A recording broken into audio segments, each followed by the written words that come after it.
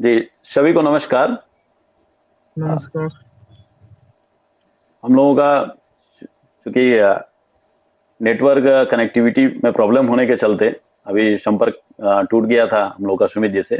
फिर से हम लोग चर्चा प्रारंभ करते हैं।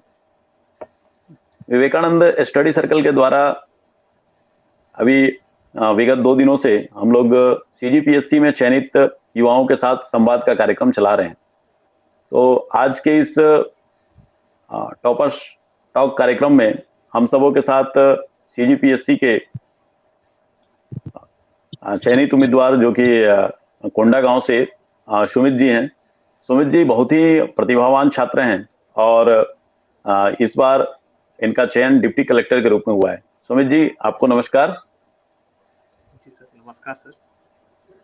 सर्वप्रथम सुमित जी को सीजीपीएससी में चयनित होने के लिए बहुत बहुत बधाई और शुभकामनाएं। जी साथियों, सर, जब बहुत बहुत भी धन्यवाद सर। कोंडागांव हाँ, साथियों, जब भी बस्तर या कोंडागांव क्षेत्र की चर्चा होती है तो हम लोगों के सामने एक दृश्य आता है, ये नक्सल प्रभावित क्षेत्र का।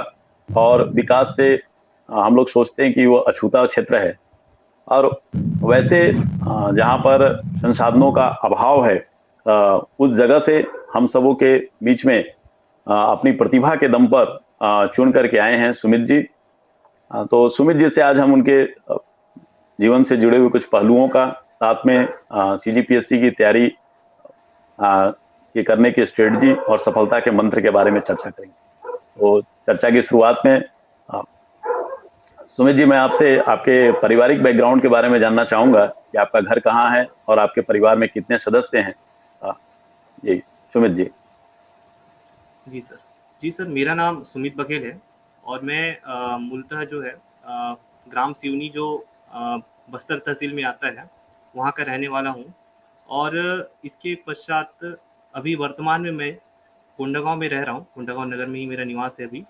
और मेरे जो पिताजी हैं वो सेवानिवृत्त शिक्षक हैं, जो अभी हाल ही में सेवानिवृत्त हुए हैं। और मेरी माताजी गृहिणी हैं। और मेरे 2 भाई हैं, दोनों अभी शासकीय सेवा में सेवारत हैं। और मैंने अपनी जो प्रारंभिक शिक्षा है, वहीं कोंडागांव से ही प्राप्त की है। और इसके पश्चात मैंने जो अपनी स्नातक की शिक्षा है, वो शासकीय अभियांत्रिकी महाविद्यालय जगदलपुर से प्राप्त की है सर, सीबीई सिविल इंजीनियरिंग में। सुमित जी, हम लोग चर्चा कर रहे थे, ये आपका स्कूलिंग किस प्रकार का रहा और स्कूल में आपको कहाँ से प्रेरणा मिली कि आप जो है इंजीनियरिंग के क्षेत्र का आपने चुनाव किया। जी सर। जी सर, जब हम 11वीं-12वीं में पढ़ते रहे, तो 2 ही सब्जेक्ट का सबसे ज़्यादा क्रेज़ रहता है, या तो मैथ्स या तो बायोलॉजी। तो मेरा जो क्रेज़ था वो मैथ्स के प्रति ज़्यादा रुझान था। तो मैंने ही 10वीं कक्षा के बाद 11वीं-12वीं में मैथ्स को ही सेलेक्ट किया। और इसके बाद मैंने अपनी जो शिक्षा है, मैथ्स के साथ ही इंजीनियरिंग में अपनी फ़ील्ड बनानी चाहिए। क्योंकि उस समय ऐसा होता है कि जो सबसे ज़्यादा रुझान होता है, वो युवाओं का इंजीनियरिंग फ़ील्ड या तो मेडिकल फ़ील्ड में सबसे ज़्यादा होता है सर। तो मैंने जो अपना चयन था एक स्नातक के रूप में, वो इंजीनियरिंग के फ़ील्ड में किया था सर। और इंजीनियरिंग की पढ़ाई करते के साथ ही आपने सिविल सर्विसेज की तैयारी प्रारंभ कर दी थी, या बाद में फिर आप आपने डिसाइड किया कि मुझे सिविल सर्विसेज में जाना है। जी सर। जी सर, इंजीनियरिंग के पढ़ाई के वक़्त ही जो प्रशासन में आने का एक मेरा इरादा बन गया था सर, कि क्योंकि जो दोस्तों का ग्रुप बना इस टाइम पे, क्योंकि हम जब इंजीनियरिंग के लास्ट वक़्त में रहते हैं, तो हमें करियर के रूप में किसी न किसी रूप को चुनना होता है। तो उसी में से ही एक फ़ील्ड था सर, प्रशासन का क्षेत्र। और प्रशासन के जो कार्य थे, वो मुझे काफ़ी आकर्षित लगे। और जो दोस्तों का ग्रुप बना था, वो या तो यूपीएससी की तैयारी कर रहे थे, या तो सीजीपीएससी की तैयारी कर रहे थे सर। और मैंने अपना जो करियर था, एक प्रशासनिक अधिकारी बनने के लिए सीजीपीएससी को चुना। और मेरा जो टर्निंग पॉइंट था, वो कॉलेज के जो लास्ट ईयर होते हैं, उसमें हुआ है सर, कि मैं प्रशासन के क्षेत्र में जाऊँ और सेवा करूँ। और वहीं से ही मैंने अपनी जो परीक्षा की तैयारी है, चालू कर दी थी सर।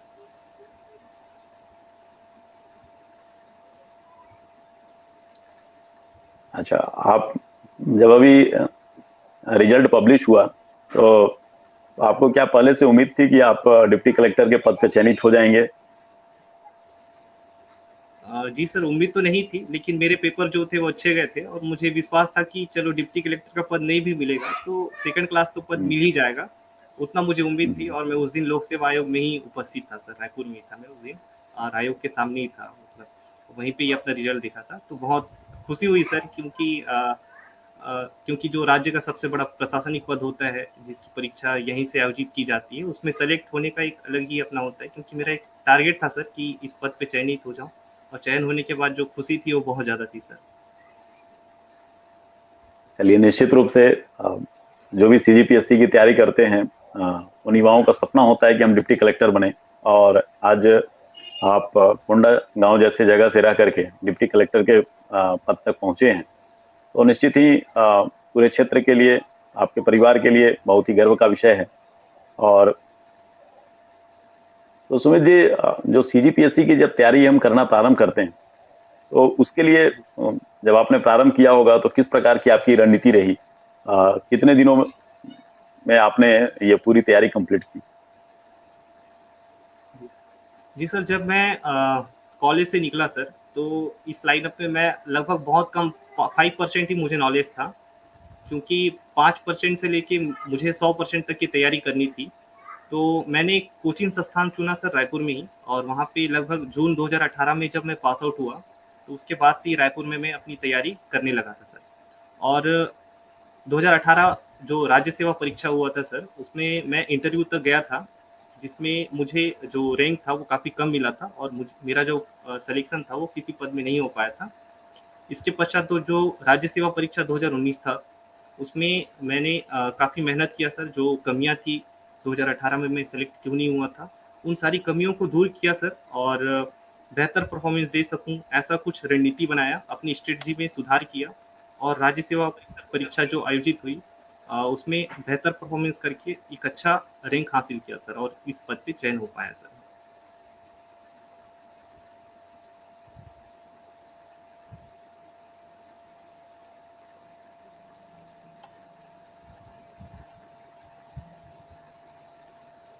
सर माइक ऑफ है आपका। जी जी, हाँ सॉरी। तो सुमित जी, जो नया विद्यार्थी जो सीजीपीएससी की तैयारी करने में जुटता है, तो उसके लिए आप क्या सजेस्ट करना चाहेंगे? कितना समय उसको देना चाहिए अपनी पढ़ाई के लिए, और किस प्रकार से वो रणनीति बनाए जिसमें पीटी, मेंस और इंटरव्यू को लेकर के, तो इसका जी आप जी सुझाव दें। जी सर, सबसे पहली बात तो जब कोई नया अभ्यर्थी इस फील्ड में आता है कि मुझे इस तैयारी करनी है सीजीपीएससी के क्षेत्र में, तो उसका जो एम या गोल है वो तो फिक्स्ड होना चाहिए कि हाँ मुझे इसकी तैयारी करनी है। और क्योंकि बिना एम के आप कुछ भी हासिल नहीं कर सकते, आपका गोल बिल्कुल फिक्स्ड होना चाहिए सर। दूसरी बात, यदि आपने अपना गोल डिसाइड कर लिया है, तो आपको उस गोल को पाने के लिए आप अनुशासित होना पड़ेगा सर। दूसरा, अनुशासन के साथ दूसरा चीज़ हम ये देखते हैं कि आपको हार्ड वर्क तो करना ही पड़ेगा, लेकिन आपको यदि चयन लेना है तो आपको हार्ड वर्क के साथ स्मार्ट वर्क भी करना पड़ेगा जो नए अभ्यर्थी हैं उनको। तीसरा, आपको टाइम मैनेजमेंट भी करना पड़ेगा कि मुझे हाँ इतने घंटे पढ़ने हैं, और ये जो आप पढ़ाई कर रहे हैं ये आपका फ्लक्चुएट नहीं होना चाहिए, कि ऐसा नहीं कि मैं एक दिन 6 घंटे पढ़ा, दूसरे दिन 2 घंटे पढ़ा। तो आपकी जो पढ़ाई है वो कंसिस्टेंट रहनी चाहिए। रोज दिन आपको कम से कम, यदि आप 6-7 घंटे पढ़ रहे हैं तो कम से कम आपको 6-7 घंटे देने ही चाहिए। और आपका ये जो टाइमिंग है परीक्षा के समय आप बढ़ा सकते हैं, क्योंकि जब आप प्री और कम मेंस की तैयारी करते हैं तो आपकी तैयारी बढ़ती जाती है। मतलब आपका तैयारी का जो लेवल होता है वो सबसे पहले आप सिलेबस देखते हैं। सिलेबस से हमको पता चलता है कि हमारा कितना हमको मार्क्स लाना है। सेकंड पेपर जो होता है प्री का, यदि हम देखें तो प्री में हमें 2 पेपर देने पड़ते हैं। पहला पेपर जीएस का होता है सर, और दूसरा जो पेपर होता है वो मैथ्स, एप्टीट्यूड और रीजनिंग का होता है, जिसमें हिंदी और छत्तीसगढ़ी भी होते हैं। और ये जो पेपर होता है सेकंड पेपर, ये क्वालिफाइंग होता है। तो जो नए अभ्यर्थी हैं उनको सबसे पहले तो प्री देखना चाहिए, कि सबसे पहले आपको यदि प्री की तैयारी कर रहे हैं तो आपको क्या करना चाहिए कि सबसे पहले 2012 से लेकर 2019-20 तक के जो एग्जाम हुए हैं, सारे के क्वेश्चन पेपर देखने चाहिए, कि इनका एनालिसिस करने के बाद ही आप तय कर पाएंगे कि सीजीपीएससी कैसा क्वेश्चन देता है। और क्वेश्चन देने के बाद आप ये एनालिसिस करेंगे कि 2019 तक का जो पेपर था, 2018-19 में जो पेपर हुआ था वो काफ़ी सरल आए थे इसके क्वेश्चन पेपर प्री में।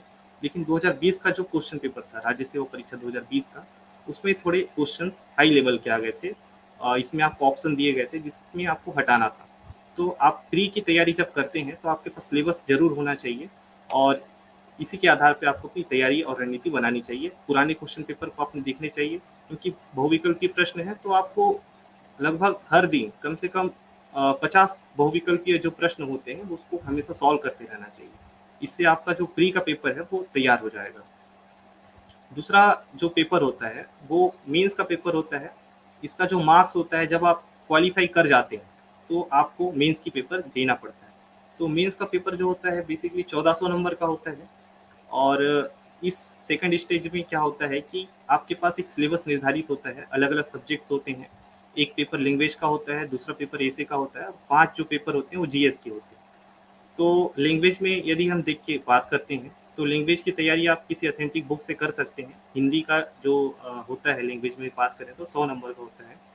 दूसरा जो बात कर सकते हैं छत्तीसगढ़ी है, तो आपको छत्तीसगढ़ी लैंग्वेज की तैयारी के लिए विनय कुमार पाठक की बुक आती है, उससे आप कर सकते हैं। और जो तीसरा बुक है तीसरा जो सब्जेक्ट है वो इंग्लिश की है। तो छत्तीसगढ़ी और इंग्लिश 50-50 नंबर के होते हैं। तो इस तरह जो पहला पेपर होता है 200 नंबर का होता है। और जो दूसरा पेपर है लैंग्वेज का होता है, इसमें हमारे पास जब आते हैं तो ये 200 नंबर का जो पेपर होता है इसमें 8 ऑप्शंस होते हैं।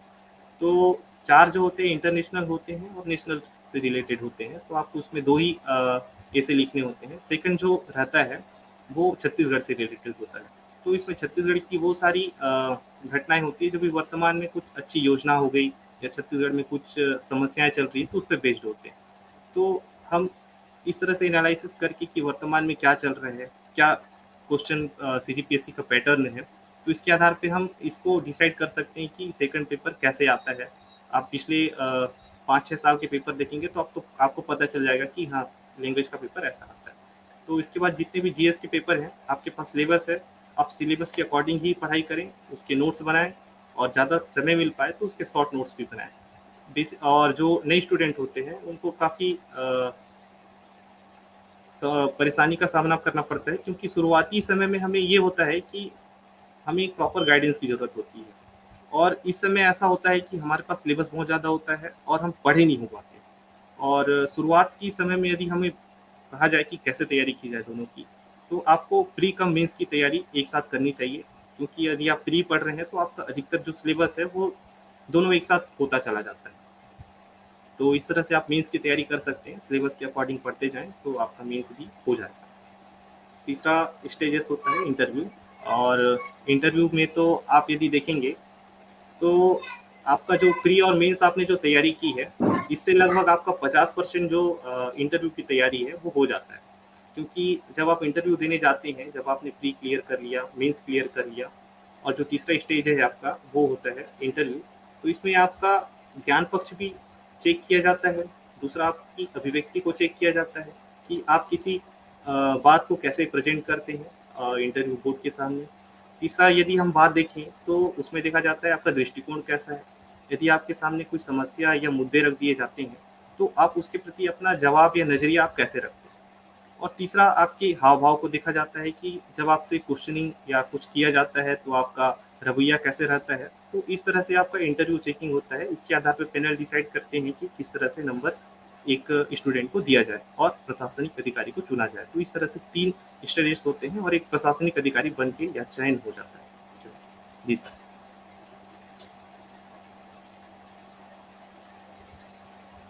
जी सर, वो माइक ऑफ है सर आपका। हाँ, सुमित जी, अभी जब आपका इंटरव्यू हुआ तो इंटरव्यू जी। में आपसे किस प्रकार के प्रश्न पूछे गए थे? जी सर, जब मैं इंटरव्यू देने गया था सर, तो बेसिकली जो इंटरव्यू होता है सर वो आपके बायोडाटा पे बेस्ड होता है। और ये जो बायोडाटा होता है आपका, आप कहाँ के निवासी हैं, आपके पिताजी कौन हैं, आपका डेट ऑफ बर्थ कब हुआ था, इसके अलावा आप कौन से जाति से बिलोंग करते हैं या किस समाज से हैं, और आपका एजुकेशन बैकग्राउंड जो आपने 12वीं में प्राप्त किया है या जो आपने कॉलेज में प्राप्त की है। और आपकी, यदि आप किसी पद में सेवारत हैं तो उसके आधार पे होता है। और एक रहता है आपकी विशेष अभिरुचि क्या है। तो इन आधार पे आपका इंटरव्यू लिया जाता है। और मुझसे जब मैं इंटरव्यू देने गया था, तो मेरे निवास के संबंध में ज़्यादा क्वेश्चन नहीं पूछा गया। मुझसे जो क्वेश्चन पूछा गया था वो छत्तीसगढ़ से क्वेश्चन था, कि उन्होंने पूछा सर जो थे बोर्ड मेंबर थे, उन्होंने पूछा था कि छत्तीसगढ़ में की आप खूबियाँ बताएँ, कि छत्तीसगढ़ में क्या-क्या है। तो मैंने उनको 2 मिनट तक बताया कि छत्तीसगढ़ के बारे में, सारी चीज़ों के बारे में बता दिया कि छत्तीसगढ़ कैसा है, धान का कटोरा क्यों कहा जाता है, खनिज संसाधनों से परिपूर्ण है, प्राकृतिक संसाधनों से भी परिपूर्ण है, पर्यटन की दृष्टि से भी। और इस तरह से उनको बताया कि ऐसे 2 मिनट तक बात चली। इसके बाद सर ने पूछा कि अब छत्तीसगढ़ की आप समस्याएँ बताइए, कि आप कौन-कौन सी समस्याएँ हैं और उसको कैसा हल करना चाहते हैं। तो मैंने उनको 3-4 समस्याएँ बताई, तो सर को बताया कि सर बोले कि हाँ, ये समस्या है तो क्यों? तो इस तरह से क्वेश्चन आंसरिंग हुई। और वर्तमान में जो हुआ था, जैसे कि मुख्यमंत्री जी ने तीज त्योहार मनाया था, तो क्यों मनाया? तो इस संबंध में भी मुझसे क्वेश्चन हुए थे हाल ही के घटनाओं में। दूसरे जो मेंबर थे उन्होंने मुझसे पूछा था, क्योंकि मैं जिस दिन देने गया था उस दिन इंजीनियरिंग डे था, तो उससे क्वेश्चंस हुए थे, अभियंता दिवस था। जी तो मुझे पूछा गया था कि तालिबान में जो बिल्डिंग जो गिराए थे, मतलब जो तालिबान एक संगठन है, तो जो जी अमेरिका में बिल्डिंग गिराए थे, वो किस थ्योरी से गिरा था? वो कैसे जब कोई जहाज ऊपर टकराता है, तो नीचे का बिल्डिंग कैसे वो कोलैप्स हो गया, फाउंडेशन कैसे कोलैप्स हो जाता है, तो इस तरह से क्वेश्चंस थे। और आतंकवादी संगठन कौन-कौन से शामिल थे, तो उससे क्वेश्चंस थे। इसके अलावा सर जो क्वेश्चंस था मेरे बस्तर क्षेत्र से भी पूछा गया था कि अभी किसकी ज़मीन वापस की गई, तो इससे भी रिलेटेड क्वेश्चन थे। इसके अलावा मुझे ये भी पूछा गया था कि यदि आपको सीएम बना दिया जाए तो आप क्या करोगे? और ये भी पूछा गया था आपको क्या लोकल लैंग्वेज आता है? तो आप हमको लोकल लैंग्वेज में कुछ समझाओगे? ऐसा भी पूछा गया, तो मैंने उनको बताया ये सब चीज़। और योजनाओं भी पूछा गया था, 2-3 योजनाएँ पूछी गई थी। तो इस तरह से मेरा इंटरव्यू चला था सर। और जी। फिजिक्स से रिलेटेड क्वेश्चन था जो कि एजुकेशन में था मेरे से, वो पूछा गया था। तो जब आप इंटरव्यू देकर निकले होंगे, तभी आपको जी, यकीन हो गया होगा कि हमारा चयन अ, जिस लक्ष्य को लेकर मैं तैयारी कर रहा था कि मुझे डिप्टी कलेक्टर जो है पद मिल जाएगा, या फिर मेरी बहुत अच्छी रैंकिंग रहेगी, मैं टॉप में रहूंगा। जी सर, बिल्कुल क्योंकि इंटरव्यू भी अब बहुत ज़्यादा डिसाइड करने लगा है आपके सिलेक्शन में। तो जब मैं इंटरव्यू दे के आया सर, तो मुझे हाँ, बिल्कुल लगा था कि मेरे इंटरव्यू अच्छे गए हैं। यदि मुझे ज़्यादा मार्क्स भी मिले तो मैं अपनी स्थिति को बचा पाऊँगा। और वही हुआ, क्योंकि मुझे एवरेज मार्क ही मिला और जितना रैंक आना था मुझे मिल गया और मुझे डिप्टी कलेक्टर का पद भी मिल गया। संतुष्ट हूँ मैं उससे। जी जी। अच्छा, ये आपका कौन सा अटेम्प्ट था सुमित जी? जी सर। ये मेरा दूसरा अटेम्प्ट था सर। जी तो सर। इंटरव्यू आपने फर्स्ट बार दिया या सेकंड अटेम्प्ट था इंटरव्यू का? ये मेरा इंटरव्यू का सेकंड अटेम्प्ट था सर। अच्छा, तो पिछले बार का जो इंटरव्यू गया था और अभी के इंटरव्यू में क्या अंतर आपका रहा? जी सर, ज़्यादा डिफरेंस तो नहीं रहा। इस बार मुझे 2 नंबर ज़्यादा हम्म, मिले पिछले बार की अपेक्षा। अच्छा। जी सर। अच्छा, जब आप सीजीपीएससी की तैयारी करना प्रारंभ की, तो इसमें सबसे ज्यादा आपको जो प्रॉब्लम किस चीज विषय को लेकर के आया, क्या आपको समस्याएं आ रही थी तैयारी करने के मार्ग में? जी सर, जब मैं सर कॉलेज से निकला 2018 में, तो जब हमने प्री परीक्षा दिया सर, उसके बाद जो सिलेबस था वो अचानक से चेंज हो गया था सीजीपीएससी का। जो मेरा हम्म, पहला अटेम्प्ट था उसमें। तो उस पर जो सिलेबस चेंज हुआ था, उस वजह से मुझे थोड़ी बहुत परेशानी हुई, क्योंकि जो मार्केट में कंटेंट होना चाहिए था वो नहीं मिल पा रहे थे सिलेबस चेंज होने के कारण 2019 में। तो पहले तो ये हुआ। दूसरा सर एक प्रॉब्लम ये था कि मैं ये कर पाऊँगा या नहीं कर पाऊँगा, इसका एक प्रॉब्लम था। क्योंकि कॉन्फिडेंस नहीं था, एक तो दूसरी इसकी परेशानी हो रही थी। फिर भी पहले बार में मैंने प्री निकाल लिया, तो मुझे एक कॉन्फिडेंस मिला कि हाँ, मैं अब कर सकता हूँ। तो जब मैं मेंस की तैयारी कर रहा था, तो उस समय मेरी जो तैयारी थी वो पूरी नहीं हो पाई थी, क्योंकि मेंस का जो सिलेबस था वो काफ़ी बड़ा था सर। और तो उसमें थोड़ी परेशानी आई, और तो रैंक अच्छे से नहीं बन पाया था। और मेरे मेंस भी अच्छे नहीं गए थे, तो इस कारण मेरा सिलेक्शन 2018 में नहीं हो पाया था। और अभी जो सेकंड अटेम्प्ट दिया था, इसमें जो कोविड का टाइम था, इसमें मुझे तैयारी करने का बेहतर अवसर प्राप्त हुआ। और जो मैंने अपनी कमियां थी 2018 में जो नहीं कर पाया था, उन सारी कमियों को दूर करके एक बेहतर परफॉर्मेंस कर पाया, अपने नोट्स बनाए, शॉर्ट नोट्स बनाए, और कम समय में ही अच्छा तैयारी हो पाया सर इसमें। निश्चित रूप से जो अपनी जो कमियां होती हैं, उस कमियों को जब व्यक्ति असफल होता है, और यदि अगर अपने कमजोर पॉइंट को समझ ले और उसको ठीक करने का प्रयास करे तो सफलता हाथ लगती है। ये जी सुमित जी की कहानी से हम लोग को सीखने को मिल रहा है। हम सबों के साथ इंदिरा गांधी कृषि विश्वविद्यालय के प्राध्यापक डॉक्टर जीके दास सर जुड़ चुके हैं। सर जो है सुमित जी का जब हम विवेकानंद स्टडी सर्कल के द्वारा मॉक इंटरव्यू आयोजित किया गया था, तो सर उसमें शामिल थे। तो मैं चाहूंगा कि सर भी आज की इस चर्चा में सुमित जी के साथ कुछ अपने सवाल रखें, ताकि जो विद्यार्थी जो सुन रहे हैं उसका अधिक से अधिक लाभ मिले। सुमित जी, बहुत बहुत बधाई हो। जी सर, बहुत बहुत धन्यवाद सर। आपके देश की प्रति में आप सफल हुए अपने, जी सर। और बहुत खुशी लग रहा है हम लोगों को कि चलो हम लोगों के साथ जो भी जुड़े उनको कुछ ना कुछ तो सफलता मिला है, और जो लोग जी सर। सफल नहीं हो पाए वो लोग पूरी तैयारी से पुनः जुड़िए। जी आपके सर। जीवन की एक बहुत बड़ी उपलब्धि है, आपके परिवार के लिए जो है बहुत गौरव का क्षण है। और मैं बस एक चीज आपसे जानना चाहूंगा। मुझे तो, मैं जब आप लोगों के साथ चर्चा में शामिल था उससे मुझे भरोसा था कि तुम्हारा चयन तो होगा, किस पद पर हो गया मुझे नहीं पता था। मैंने अपने साथियों को बोला भी था कि 2-3 लड़के तो बहुत ही अच्छे हैं, तो इनका तो सिलेक्शन तय है। कि अब कौन कहाँ पर जाएगा ये हम लोग को एहसास उस समय नहीं हो पाया, क्योंकि हम इम्पैक्ट के साथ इम्पैक्ट कर रहे थे। तो मुझे भरोसा था कि आपका चयन तो होगा। उसको अब जी जो है आपका चयन होने के बाद मुझे अपनी खुशी भी हो रहा है ना। और जी मैं सर। बस एक चीज आपसे थोड़ा सा जो नए साथी है उनके लिए जो एक जानकारी जो है जानना चाहूंगा।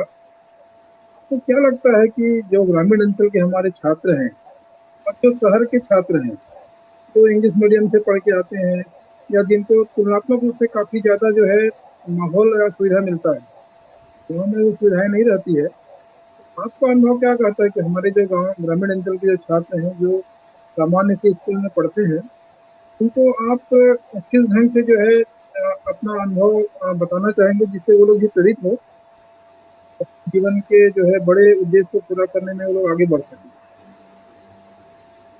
जी सर। जी सर, मैं जिस क्षेत्र से बिलोंग करता हूँ वो क्षेत्र काफ़ी पिछड़ा है और शिक्षा का स्तर भी काफ़ी निम्न है। लगभग मैं बस्तर ज़िले का हूँ, तो मुझे पता है कि बस्तर ज़िले की जो साक्षरता दर है वो 53% है, और उसमें भी यदि महिलाओं की बात करें तो साक्षरता दर बहुत कम है। तो बस्तर जैसे जो पिछड़े क्षेत्र है, इसमें पिछले वर्ष से ही जो सिलेक्शन है वो काफ़ी बड़ा है, क्योंकि जब तक इस क्षेत्र से सिलेक्शन नहीं होता तो लोग जान नहीं पाते कि हाँ, ये परीक्षा क्या है। तो जब लोगों को पता चलता है कि इस परीक्षा में से क्या मतलब कौन-सा पद मिलता है, तो लोगों का जो आकर्षण है इसके प्रति या रुझान जो है वो बढ़ता जाता है।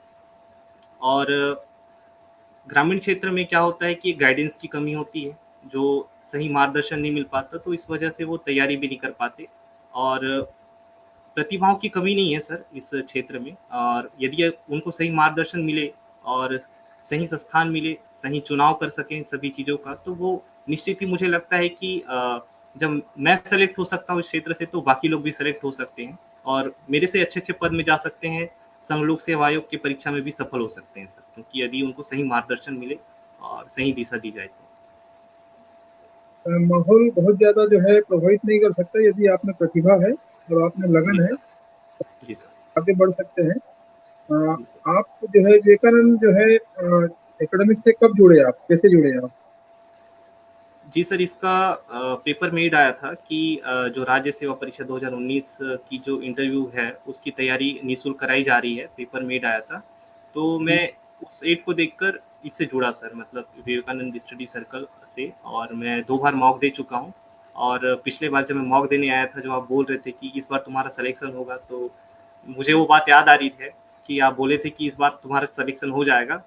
तो काफ़ी कॉन्फिडेंस था जब मैं इंटरव्यू देने गया था, और क्योंकि पेपर तो ठीक-ठाक गया था सर, उम्मीद था और सेलेक्ट हो गया सर मैं।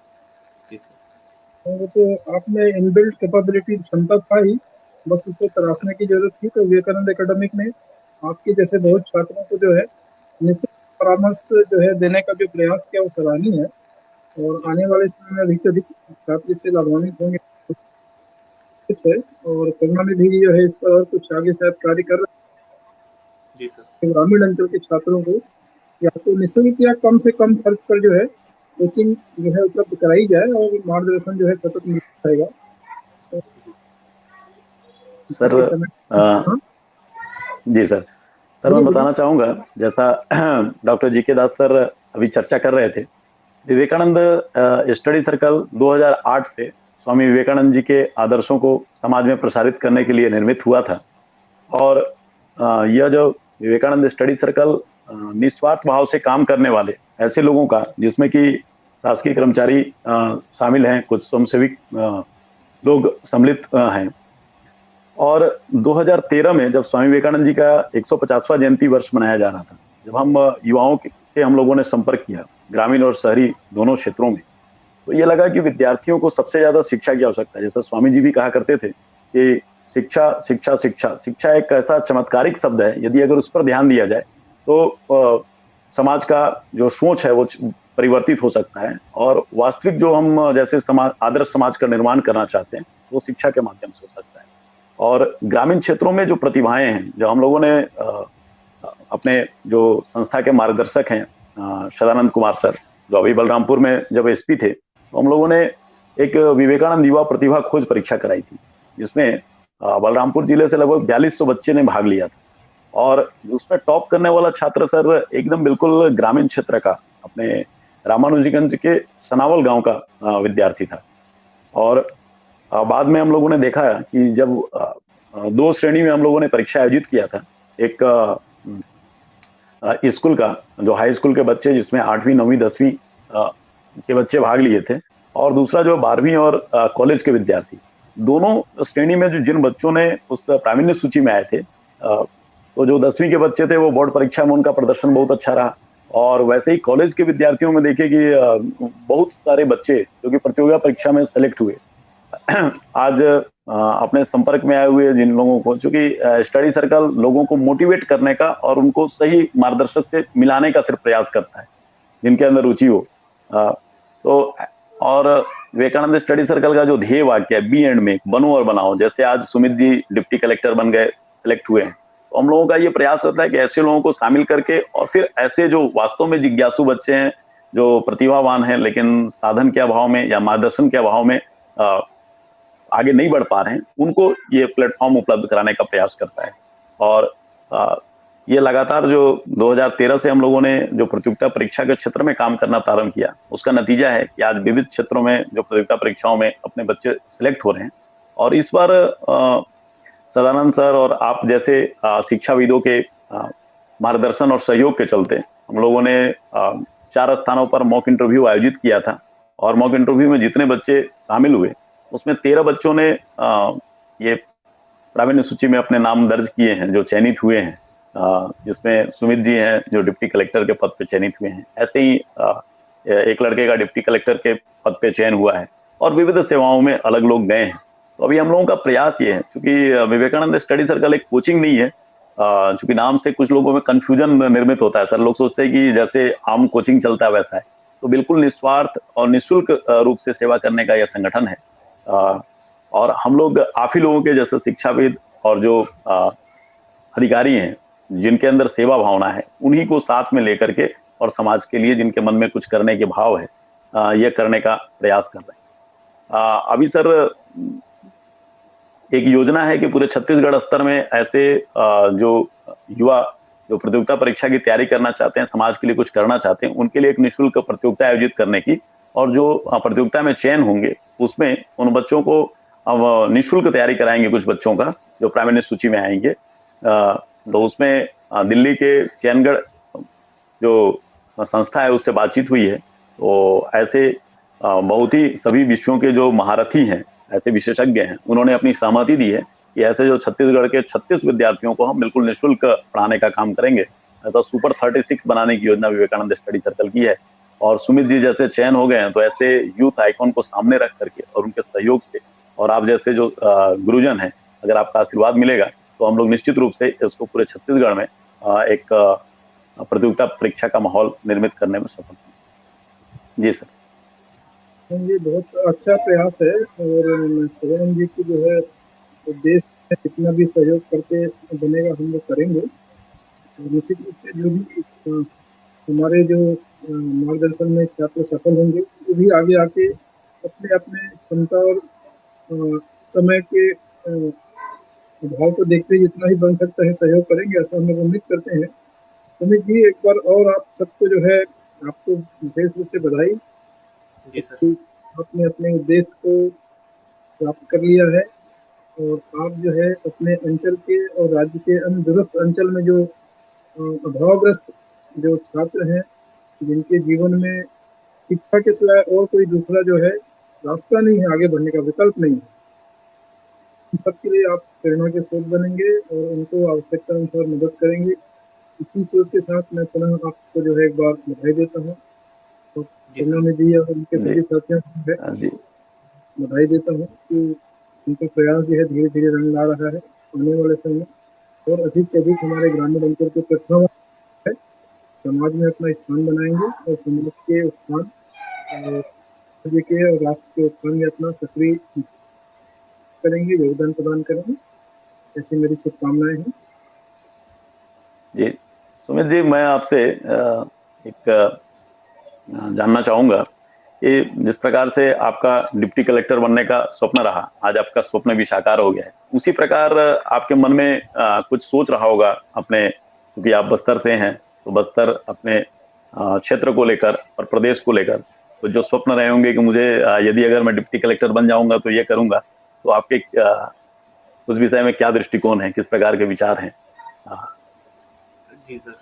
जी सर, मुझे एक प्रशासन में आकर अपने क्षेत्र के लिए बेहतर कार्य करना था। और जैसे बस्तर जैसे क्षेत्र में और छत्तीसगढ़ में, राज्य में देखा जाए तो बस्तर में जो समस्याएं हैं वो बहुत ज़्यादा है। पहली जो समस्या है सर, नस्लवाद की समस्या है। युवाओं का जो रुझान है, उनको तोड़ना, उनके समर्थन को यदि तोड़ा जा सकता है तो वो केवल एक शिक्षा ही एक हथियार है। यदि वहाँ के लोगों को शिक्षित किया जाए और उनको किसी न किसी रोजगार से जोड़ा जाए तो मुझे लगता है कि नक्सलवाद जैसी जो समस्याएं हैं बस्तर से खत्म हो सकती है। और दूसरा जो समस्या दिखाई देता है सर, यहाँ पे कि जो शिक्षा है उसमें यदि गुणवत्ता लाई जाए और यहाँ के जो बच्चे हैं उनको सही मार्गदर्शन दिया जाए तो उनके प्रतिभाओं को पहचाना जा सकता है।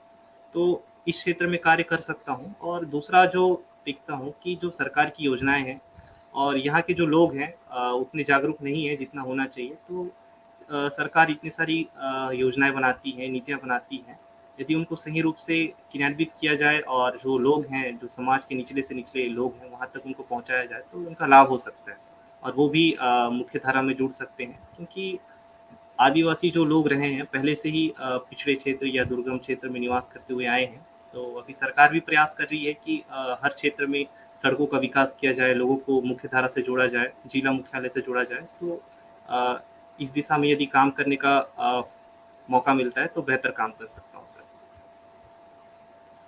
अच्छा सुमित जी, आपकी सफलता के पीछे मुख्य योगदान किन किन लोगों का रहा है? आपका तैयारी के दौरान परिवार का कैसा सहयोग रहा? आपके जो साथियों का किस प्रकार से सहयोग मिला है आपको?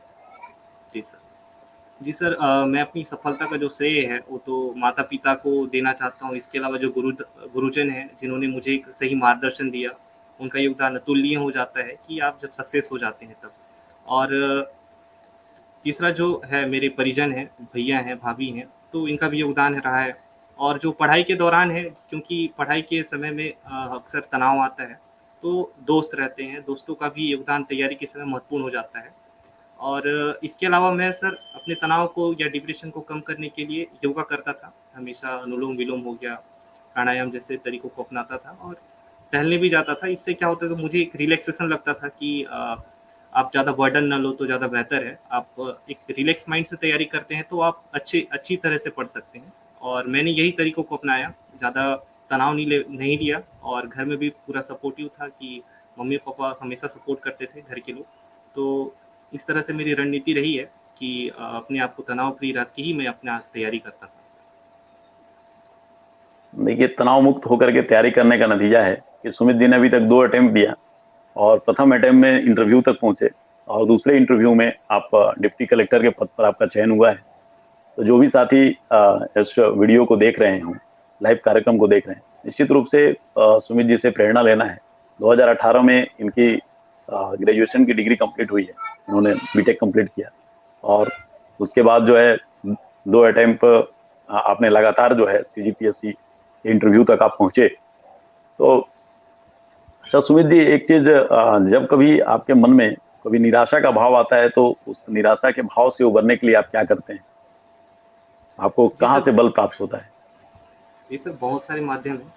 सबसे पहले तो माता-पिता हैं, यदि उनसे बात कर लो तो जो सारी निराशा है वो दूर अपने आप ही दूर हो जाती है सर, पहला चीज़। हम्म। और दूसरा, यदि मनोरंजन के बहुत से साधन हैं, यदि आप निराश होते हैं तो आप घूम सकते हैं आस-पास, जैसे कुछ पर्यटन स्थल है, तो इससे जो निराशा है वो थोड़ी दूर हो जाती है। तो आप थोड़े तनाव मुक्त हो सकते हैं। आस-पास के यदि प्राकृतिक सौंदर्य को देखा जाए तो अ, ऐसे विकल्पों को मैं अपनाता था, साथ ही गाना सुनता था। मुझे गाना सुनने का बहुत शौक है और मनोरंजन के कई तरीके हैं। आप इन तरीकों को अपनाकर तनाव मुक्त रह सकते हैं और निराशा कभी निराशा से भी आप दूर रह सकते हैं सर। और आपके जीवन का कोई ऐसा पल जिसको कि आप माने खुशी का पल जिसको याद करके आप प्रसन्न हो जाते हो? आपके जीवन का अगर बोलें कि सबसे खुशी का क्षण कौन सा रहा है? जी सर, वही जो अभी रिजल्ट आया सर, उस दिन मैं डिस्ट्रिक्ट लोक सेवा कलेक्टर आयोग से जी अच्छा, सर, लोक सेवा आयोग इसके पहले में ही इंजीनियर। जी सर, मैं लोक सेवा आयोग के ऑफिस में था सर और मैं अपना हम्म, रिजल्ट देख रहा था और जो मैं अपना रिजल्ट हम्म, देख के अपना जो रैंक देखा सर, उससे मुझे काफ़ी खुशी हुई और जैसे ही मैं अपना 109 रैंक देखा तो और मुझे जो कैटेगरी रैंक था दूसरा प्राप्त हुआ था, तो वो जी मतलब जी। मैं अपने घर में तुरंत फ़ोन किया और बताया कि हाँ, इस बार मैं बन रहा हूँ करके। तो काफ़ी मैं तो खुश था ही, मेरे घर वाले बहुत ज़्यादा खुश हुए सर। और इस बार आप लोग दोनों कैटेगरी रैंक में पूरे सर बस्तर से ही प्रथम और द्वितीय दोनों आए हैं, जी सर। है ना? जी सर। चलिए, ये बहुत ही शुभ संकेत है कि बस्तर में आज शिक्षा का माहौल बन रहा है और युवक लोग आज प्रशासनिक सेवा की ओर रुचि दिखा रहे हैं और सफल भी हो रहे हैं।